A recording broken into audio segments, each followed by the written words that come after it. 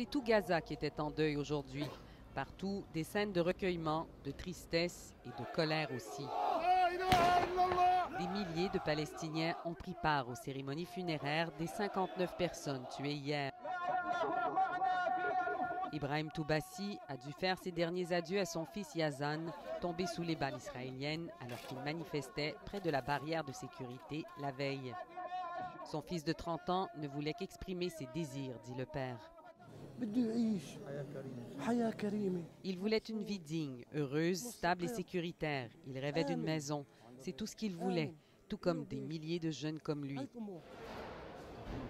L'hôpital Al-Aqsa reprend à peine son souffle après le chaos.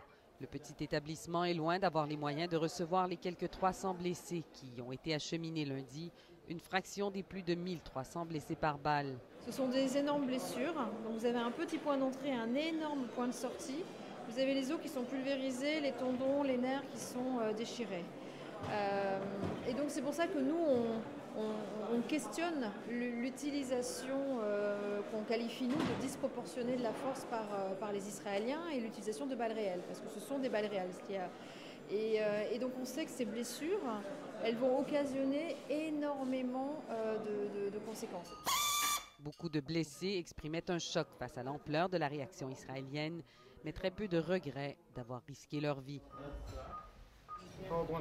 Des jeunes comme Montasser Bachir, 16 ans, qui n'a connu que la bande de Gaza, mais qui s'accroche à l'idée de revenir sur la terre de ses ancêtres en territoire israélien. C'est notre terre et elle n'a pas de prix, dit-il. Juste à côté, un joueur de l'équipe nationale de soccer palestinienne promet de retourner manifester à la frontière dès qu'il pourra se lever de son lit. Ils se disent que les vieux vont mourir et que les jeunes vont oublier.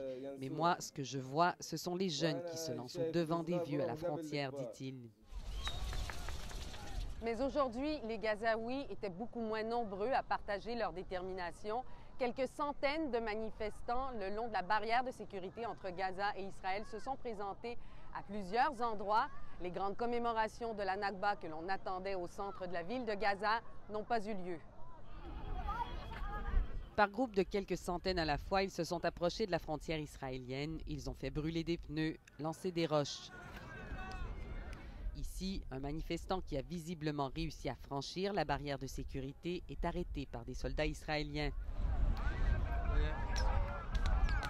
L'armée israélienne a surtout riposté avec une pluie abondante de gaz lacrymogène lancée par drone du haut des airs.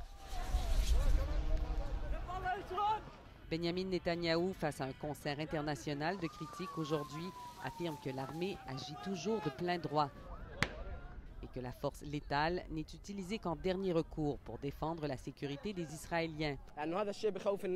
Les gens ont peur après autant de morts, dit le jeune Mohamed. Il y a tant de parents aujourd'hui qui voient que leurs enfants veulent venir à la barrière, mais ils ont peur pour leurs enfants, peur qu'ils soient eux aussi tués.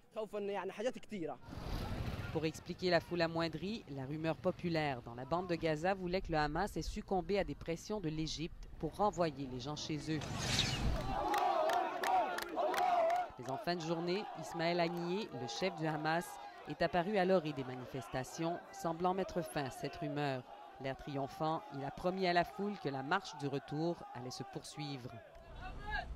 Ici Marie-Ève Bédard, Radio-Canada, à Gaza.